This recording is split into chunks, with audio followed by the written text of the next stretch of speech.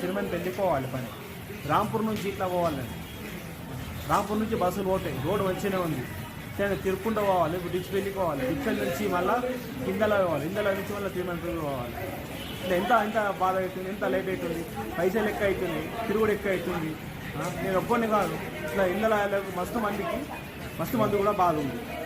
Road మంచిగా ఉంది, పోవాలి. ఇప్పుడు బస్సు తీయండి సార్. రాంపూర్ కొట్టాలి కదా, ఇందలా టికెట్ కొడుతుంది, మరి ఇందలా బస్సు పోవాలి కదా, మరి గడ్డని కొట్టలేదు అంటే మేము కూడా ఒప్పుకుంటాం. రోడ్ మంచిగా ఉంది. మొన్న నైట్లో వచ్చింది, ఇక్కడ వచ్చింది, రాంపూర్ నుంచి వచ్చింది, నిన్న నుంచి వస్తలేదు. ఎందుకు వస్తలేదు, కారణం ఏంటి? రాంపూర్ నుంచి ఇట్లా వస్తుంది. సరే ఇప్పుడు ఎప్పటి నుంచి మాకు డైరెక్ట్ ఇంత లైఫ్ బస్ పోవాలి. మీకు బస్ ఛార్జ్ ఎక్కువ అవుతుంది, టైం ఎక్కువ అవుతుంది. డేలా కూడా నైట్ చేస్తాను. ఒక్కొక్కరికైనా బాధ, అందరికీ బాధ అవుతుంది. మీరు రిక్వెస్ట్ చేసి కొద్దిగా బస్ వేయండి.